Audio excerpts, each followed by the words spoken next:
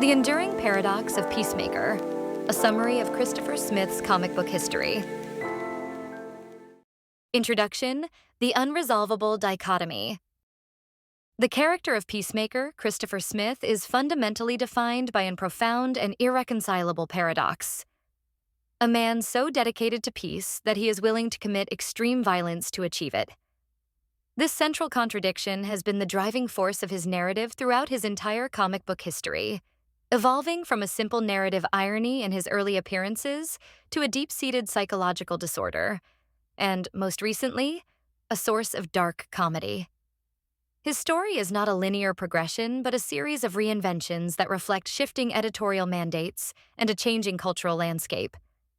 From his idealistic origins at Charlton Comics to his post-crisis reinvention at DC, and his modern affiliations with the Suicide Squad, the analysis of Christopher Smith's journey reveals a complex figure who is less a hero to be admired and more a poignant, brutal commentary on the cost of peace at any price. The Charlton-era idealist, 1966 to 1985. Peacemaker's story begins with his first appearance in a backup feature in Charlton Comics' espionage team title, Fightin' 5 No. 40, in November 1966. Created by writer Joe Gill and artist Pat Boyette, the character was initially presented as Christopher Smith, a pacifist diplomat and envoy to the Geneva Arms Conference. His core motivation was to work for world peace, and he was often depicted describing himself as a pacifist who loved peace above all else. The central irony of this era was immediately apparent. Although he was a self-proclaimed pacifist, Smith operated out of a chateau known as the Peace Palace, which housed a heavily stocked armory. While his initial thought balloons suggested he had sworn never to use his weapons, the narrative quickly established his aporia.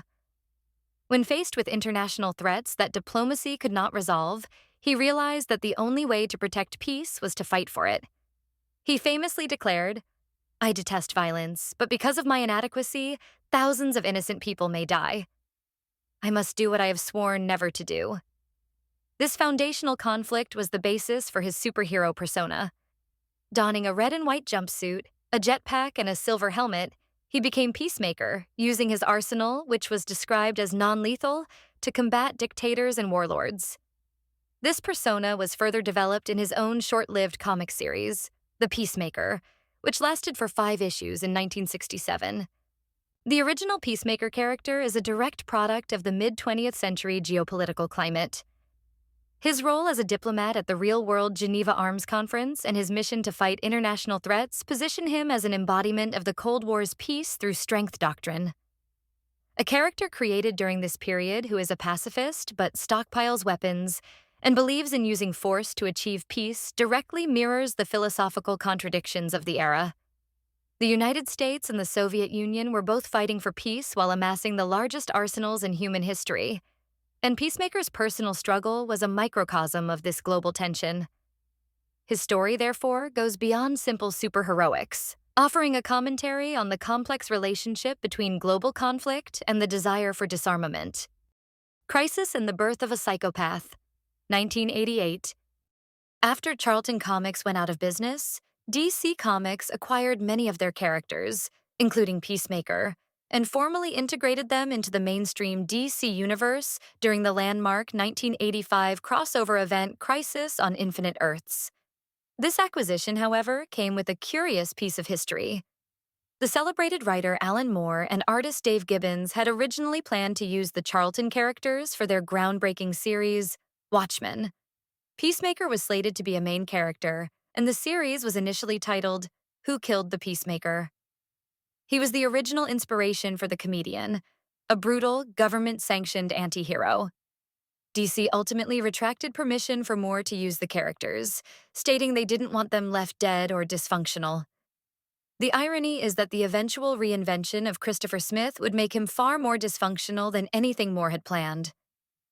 This darker, more complex persona was solidified in the 1988 4-issue limited series by writer Paul Kupperberg and artist Todd Smith, which completely redefined the character's history and personality. The character was no longer an idealistic diplomat, but a deeply disturbed individual haunted by his past. His real name was revealed to be Christopher Schmidt, the son of Wolfgang Schmidt, a former Nazi death camp commandant. The core of his trauma stemmed from witnessing his father commit suicide at the age of 5 after his war crimes were exposed. Christopher and his mother relocated to America and changed their last name to Smith to escape his horrifying legacy. However, the trauma led to a troubled life. As an adult, he joined the U.S. Army and was later incarcerated for massacring an innocent village in Vietnam due to bad intelligence and the phantom urging of his father. The new backstory fundamentally shifted his core contradiction from an external irony to an internal psychological torment. Peacemaker became a lunatic who hallucinated his father's ghost in an SS uniform, constantly criticizing and goading him. He also suffered from the profound delusion that the souls of everyone he had killed were trapped inside his helmet and could communicate with him. This reinvention was a calculated narrative move that served two key purposes. It differentiated him from the now famous comedian and made him a uniquely dark and gritty character suited for the post-Watchmen era of comics. The tragic backstory and mental instability made him a perfect fit for a narrative exploring the psychological costs of vigilantism, which was a major trend in the late 1980s. The transformation from an ironic Cold War hero to a psychologically tormented murderer repositioned Peacemaker to be relevant in a more mature and complex comic landscape. An agent of the state, 1988 to 1993. Peacemaker's new, disturbed persona made him an ideal candidate for government-sanctioned missions. He was released from prison after joining a high-tech anti-terrorism squad called Project Peacemaker, a role which earned him parole. His services were later utilized by various government agencies, including Checkmate, a special forces unit where he hunted terrorists. His involvement in the Janus Directive crossover event, where his actions sparked an interagency war, further showcased his role as a government tool. The state's exploitation of Christopher Smith's severe psychological trauma became a consistent theme throughout this period. His instability, rather than being a disqualifier, was precisely what made him a valuable asset. A walking weapon who believed his violent actions were in service of a noble cause. Amanda Waller, known for her morally ambiguous use of assets, recruited him for an elite covert ops group called the Shadow Fighters. Their mission was to take down the villain Eclipso. This team was ultimately slaughtered in Eclipso number 13, 1993, with Peacemaker giving his life to cover the escape of the others.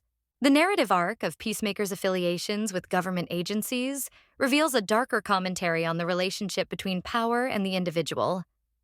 Waller sent a team of psychologically damaged individuals on a mission that resulted in their complete destruction, with sources noting that she had no depth to which she's unwilling to sink. Peacemaker's heroic death was the culmination of this exploitation, a grim final validation of his violent, trauma-driven path. His service and eventual demise in Eclipso number 13 served as a dark commentary on the military-industrial complex and the concept of peace being enforced by broken, expendable individuals. Resurrection and a new purpose. Post-1993. Following his death in Eclipso number 13, Christopher Smith's spirit was sent to purgatory, where he was briefly seen in Day of Judgment number 3 fighting alongside other fallen heroes. He was mysteriously returned to life and, in a surprising turn, took on an entirely new role, a mentor to the third Blue Beetle, Jaime Reyes. This pairing was thematically significant, as it put a psychologically traumatized vigilante in a position to guide a younger, more idealistic hero. The Peacemaker/Blue Beetle dynamic served as a symbolic attempt at atonement for Christopher Smith's horrific past. By mentoring Jaime Reyes, who represented a purer, more hopeful vision of heroism, Peacemaker was, in a sense, trying to prevent another young man from following his own dark path. This narrative arc moved the character beyond a static state of madness and suggested a potential for growth, even if his mental state remained fragile. It was a key step in transforming him from a purely tragic figure to a more complex, sympathetic one who grappled with the desire for redemption. The narrative explored whether a person could overcome a past filled with trauma and violence to do good for a new generation. Peacemaker in the Modern Age, 2021 to present. The 2021 film The Suicide Squad had a direct and immediate impact on Peacemaker's comic book trajectory. The character's popular portrayal by John Cena led to his recent incorporation into the comic book version of the Suicide Squad, once again working for Amanda Waller. This new era of stories, such as the 2022 series Peacemaker, Disturbing the Peace, and the 2023 series Peacemaker Tries Hard, have re-explored his violent past and his tragicomic attempts to do normal superhero stuff. These modern comics have embraced a darker, more humorous tone, blending brutal violence with a self-deprecating wit influenced by the live-action portrayal. The stories continue to focus on his loneliness and his unwavering conviction that his actions, no matter how absurd or violent, are heroic and necessary for peace. This recent evolution represents a direct feedback loop between media and its source material. The character's core psychological elements from the 1988 reinvention remain, but the tone has shifted, making him a more accessible, albeit still deeply troubled, anti-hero for a contemporary audience. This transformation shows the character's final evolution, from a geopolitical symbol to a psychological case study, and now to a pop culture anti-hero who uses dark comedy to explore his tragic flaws. Conclusion: the character of Christopher Smith, Peacemaker, is a fascinating study in narrative evolution. His journey from an ironic Charlton Comics idealist to a deeply disturbed DC Comics psychopath, and finally, to a modern, darkly comedic anti-hero, is a testament to his enduring thematic relevance. The central paradox of his character, his willingness to kill for peace, has been the consistent thread, adapted and recontextualized to fit different eras of comic book storytelling. The shift from a Cold War-era peace through strength metaphor to a post-Watchmen psychological case study demonstrates how the comic book industry adapted the character to suit a grittier narrative landscape. His repeated exploitation by government agencies, particularly under Amanda Waller, served as a grim commentary on the state's use of traumatized individuals as living weapons. However, his brief period as a mentor to Blue Beetle suggested a capacity for atonement, momentarily moving him beyond the cycle of violence.